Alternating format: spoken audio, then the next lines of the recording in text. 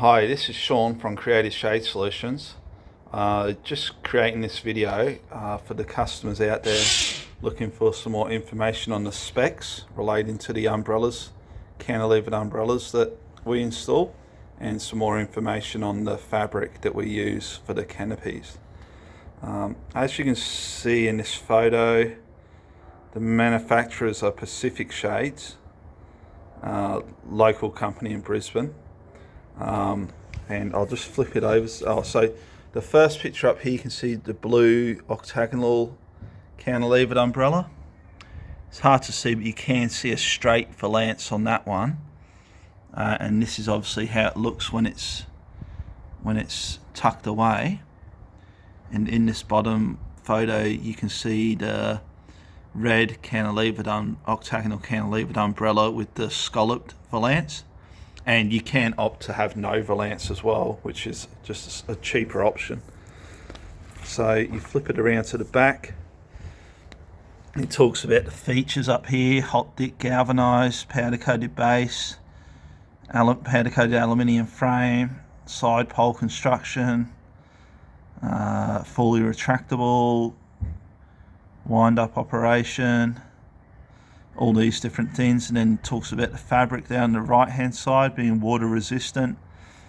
It's up to code, your different options on the valance, the fact that it's mildew and mold treated. It does come with 10-year UV warranty on the fabric, which I'll talk about soon. It rotates 360 degrees. You've got the option of a protective cover, tilt-in, and made in Australia. So you come here, these are your different canopy options for colours, for the main colours, like the standard priced colours. They do look a little bit different on the brochure. And this gives you some of the specs for the width of the canopy when it's up, both octagonal and square. You can come over here. This part here tells you the engineering specs for installation.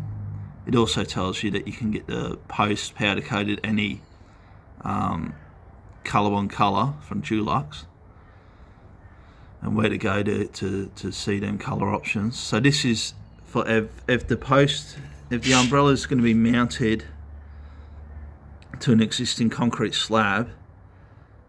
You can't quite see it clearly, but you do need to make sure that you have 150 millimeters of reinforced concrete, and that it's 650 millimeters away from any edge of concrete slab, and you got to fasten it to the slab using 12 millimeter chem set bolts, which are 125 millimeters embedded in the ground. The more common way, the main way I do them, is an in-ground post, which needs to be at least 900 millimeters in the ground, and 550 to 600 millimeters wide, and then you just insert the post over the top of that. It's important just to make sure that 10 millimeters of the ring will sit over the top, and then two flanges that you see. You've got to make sure that 10 millimeters of the ring is exposed above the ground. And then this bottom section here just gives you the specs. So, for example, probably one of the more common ones, E, for let's say a 4 meter cantilevered umbrella.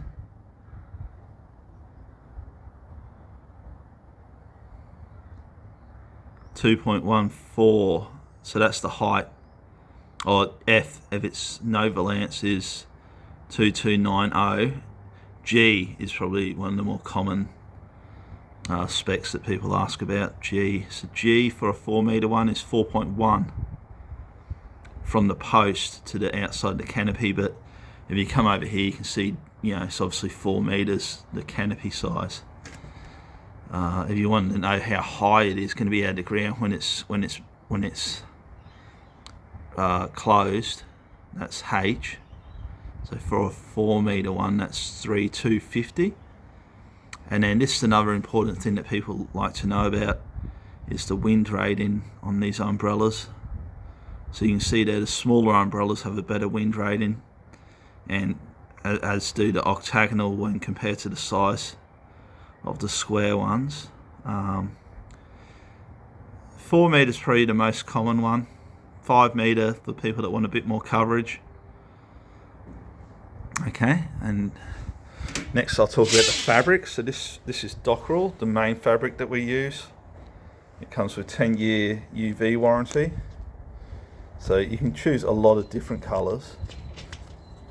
The main thing to be aware of though is, like, this fabric here comes in 200 millimeter wide rolls, so that's a standard colour. Whereas some of the other ones, like this one, only comes in 120 centimeter roll, so that would be a bit more expensive because, you know, obviously more material, more sewing. And then the same with the striped ones, because you've got to try and get the striped ones to line up when manufacturing the umbrella. You've got to get the pattern to line up properly. So there's not too many stripy ones in this range, but you can do it. I did see one there before.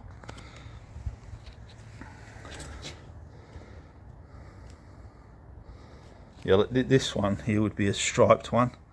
Sage, a little bit striped. Or this next one.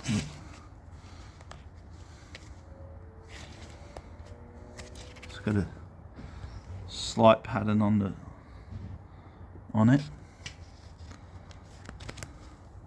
Or this one, for example, as well. It'd be a bit more expensive. Okay, I hope you've enjoyed the video, and if you have any more questions, head over to the website at creativeshadesolutions.com.au. Thank you.